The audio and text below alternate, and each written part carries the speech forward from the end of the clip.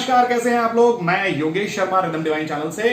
और लीजिए आज एक नया लेसन आप लोगों के लिए। बहुत दिनों बाद मिल रहा हूँ, माफी चाहूंगा। मैंने बताया था मेरे एग्जाम्स थे तो मैं थोड़ा सा बिजी चल रहा था और अभी मैं फ्री हो गया हूँ, तो इसलिए जैसे ही मैं फ्री हुआ आप लोगों के लिए एक नया लेसन।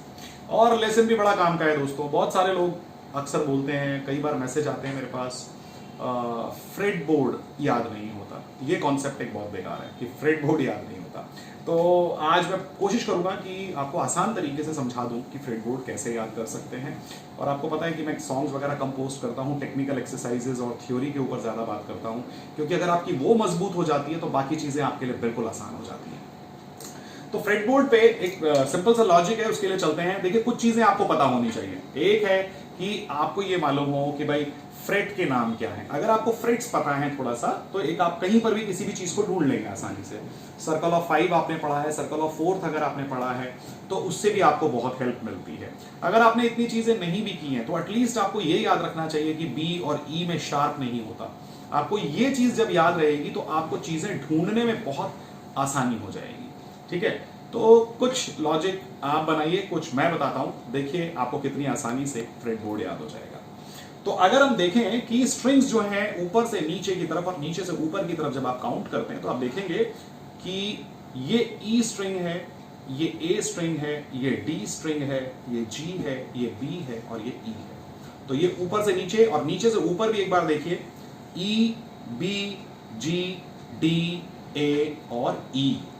अब आप सोचेंगे जी ये तो हमें पता है, सर क्यों बता रहे हैं? भाई बता इसलिए रहे हैं क्योंकि इसी के अंदर सारा राज छुपा हुआ है। अगर आप देखें कि ई स्ट्रिंग के बाद जो ए स्ट्रिंग है, तो इस स्ट्रिंग से इस स्ट्रिंग का जो डिस्टेंस है वो परफेक्ट फोर्थ का है, यानी कि ई के बाद ए नोट का। यानी कि आप देखें कि ई अगर है तो ई, एफ शार्प, जी शार्प और ए, यानी कि 4 नोट का गैप है। मेजर स्केल के अकॉर्डिंग देखिएगा जब भी देखेंगे। यहां पर देखिए ए नोट से डी नोट पे जाइए तो ए, बी, सी शार्प, डी, ये भी परफेक्ट फोर्थ है। और डी से जब जी जाएंगे तो डी, ई, एफ शार्प, जी, ये भी परफेक्ट फोर्थ है। लेकिन यहां पर जी से जब ई पे आप जाएंगे तब आप देखेंगे कि जी से ई नोट का जो डिस्टेंस है वो मेजर थर्ड का है, यानी कि जी, ए, बी, ये मेजर थर्ड का डिस्टेंस है। अभी बताऊंगा कि क्यों है। अभी हम ऊपर से नीचे जा रहे हैं, जब नीचे से ऊपर आएंगे तो वो लॉजिक समझ आ जाएगा। और यहां पर बी स्ट्रिंग से ई स्ट्रिंग के लिए हम देख रहे हैं B, C sharp, D sharp और ई, तो ये भी परफेक्ट फोर्थ नोट का है। लेकिन आप जब आप ऊपर जाएंगे तो ई से बी देखिए, ये अब आप काउंट करेंगे तो आपको अपने आप समझ में आ जाएगा। मेजर में काउंट करके देखिए, परफेक्ट 5 का नोट है ये, यानी कि ई, एफ शार्प, जी शार्प, ए और बी, तो ये बी है।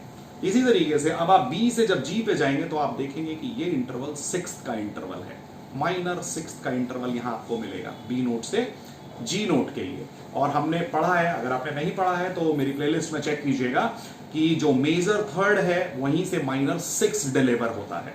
तो जी से बी अगर मेजर थर्ड है तो बी से जी माइनर 6th होगा।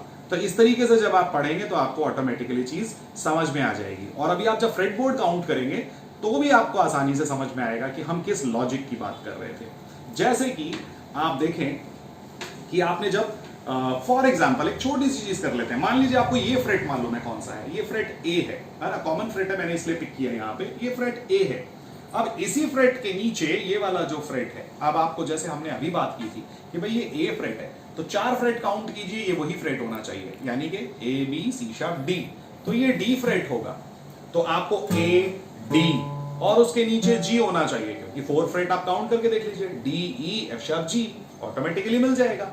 करेक्ट है। इसी तरीके से फॉर एग्जांपल आपने ये वाला फ्रेट उठा लिया, ये फ्रेट सी है, तो अगर ये सी है तो 4 फ्रेट यानी कि ये एफ होना चाहिए। इसके बाद में ये फ्रेट बी फ्लैट होना चाहिए, यानी कि ये फ्रेट ई फ्लैट होना चाहिए, डी शार्प जिसको हम बोलते हैं, ऐसा। तो आप इस तरीके से जब आप काउंट करते हुए जाएंगे तो आपको समझ आ जाएगा कि आप किसी भी फ्रेट को with in a second count कर सकते हैं और आपको अंदाजा लग जाएगा कि ये कौन सा फ्रेट है। थोड़ा सा आगे चलते हैं। जब हम इसकी बात कर रहे थे कि भाई जी स्ट्रिंग था यहाँ पर और जी के बाद में ये जो बी आ रहा था, मेजर थर्ड का नोट आ रहा था, तो ये कोई बहुत परेशानी वाली बात नहीं है। इसी के अकॉर्डिंगली आप देखेंगे कि अगर ये ए नोट होगा तो इसके नीचे सी शार्प नोट होना चाहिए, मेजर थर्ड का नोट है। बी नोट होगा तो डी शार्प नोट होगा, मेजर थर्ड का नोट है। सी नोट होगा तो ई नोट होगा, मेजर थर्ड का नोट है। डी होगा तो एफ शार्प होगा, यानी कि क्या करना है, मेजर के 3 नोट काउंट कर दीजिए। जैसे बी से काउंट करेंगे तो B, C sharp, D sharp. C से काउंट करेंगे तो सी, डी, ई। बीच में जो शार्प्स हैं उनको छोड़िए, आसानी से समझ में आ जाएगा। सिमिलर लॉजिक में आइए, जब आप नीचे से ऊपर काउंट कर रहे हैं तो परफेक्ट 5 में काउंट कर रहे हैं, ये ए नोट है। ए नोट से ऊपर अगर आप काउंट करेंगे तो 5वें नोट तक जाइए, A B C D E. Major में कीजिएगा, A B C sharp D और ई, 5वां नोट ई मिलेगा आपको। वो आप जब परफेक्ट 5 काउंट करते हैं तो कंटिन्यूअसली आपको पता लग जाएगा कि इजीली आपको वो नोट समझ में आएगा। मान लीजिए बी होता तो बी से 5वां काउंट करेंगे तो एफ शार्प मिलेगा आपको। तो यहां पर लॉजिक बिल्कुल आसान हो जाता है, बहुत आसानी से चीजें समझ में आ जाती है। वो सिर्फ आपको देखना पड़ेगा और थोड़ा सा ध्यान देंगे तो समझ में आ जाएगा। सेकंड स्ट्रिंग से जब आप काउंट करेंगे, जैसे कि अभी मैंने बताया था ऊपर से नीचे जब आप काउंट कर रहे थे, अब आप नीचे से ऊपर काउंट करके देखिए। अगर आप सी नोट को काउंट करें तो सी से ए को काउंट कर सकते हैं, मतलब कि एक फ्रेट आगे की तरफ जाके काउंट कीजिए तो भी समझ में आ जाएगा इजीली, क्योंकि सी का 6th नोट ए होता है। तो इसी तरीके से डी का 6th नोट बी होगा, इसी तरीके से ई का 6th नोट सी शार्प होगा। ये रिलेटिव है, इसीलिए इस तरीके से काउंट किए जा रहे हैं। एफ शार्प पे आ जाएंगे तो ऑटोमेटिकली अब आप आगे चलते जाइए, काउंट करते चले जाइए, आपको आसानी हो जाएगी। जी नोट है तो ई नोट होगा ऑब्वियसली, क्योंकि माइनर और मेजर रिलेटिव है। ई का रिलेटिव जी है और जी का रिलेटिव ई है, तो आसानी से ये दोनों स्ट्रिंग रिलेटिव क्रिएट कर रहे हैं। ऊपर से नीचे परफेक्ट 4 क्रिएट हो रहे हैं, नीचे से ऊपर परफेक्ट 5 क्रिएट हो रहे हैं। कोई प्रॉब्लम होती है तो मेरा व्हाट्सएप नंबर है, मुझे इस नंबर पर मैसेज कर सकते हैं, मैं कोशिश करूंगा कि आपको बता सकूं। तो इस तरीके से आप जो फ्रेट बोर्ड है उसको आसानी से याद कर सकते हैं। छोटे छोटे टिप्स में जाकर के याद करने की कोशिश कीजिए, जैसे ए बी सी। अगर आप ये 3 नोट देख रहे हैं तो ए का 5वां ई है, बी का 5वां एफ शार्प है, सी का 5वां जी है। तो आपको ए बी सी के साथ ई एफ शार्प जी भी याद होते हैं। तो इस तरीके से लॉजिकली जब आप जाते हैं, या फिर ऊपर वाले स्ट्रिंग पर आप देख रहे होंगे तो जी ए बी है, तो इसी के परफेक्ट फोर्स जो आप देखेंगे तो जी के साथ सी देखेंगे तो डी मिलेगा तो ई मिलेगा, यानी कि जी ए बी सी डी ई। तो ये इसके रिलेटिव ही नीचे वाले स्ट्रिंग पे, सॉरी परफेक्ट फोर्स जो हैं वो ही इसके नीचे चल रहे हैं। तो इस तरीके से जब आप फ्रेटबोर्ड को याद करेंगे तो बहुत आसानी से याद हो जाएगा। और ऑनलाइन फाउंडेशन कोर्स मेरा जो अभी चल रहा है, अगर आप कोचिंग लेना चाहते हैं, पर्सनली मेरे साथ जुड़ना चाहते हैं, ऑनलाइन कोचिंग के लिए आना चाहते हैं, तो भी मेरा यही नंबर व्हाट्सएप पर है, आप मुझे कांटेक्ट कर सकते हैं। कोशिश करूंगा जो टाइम मेरे पास है मैं आप लोगों को दे सकूं।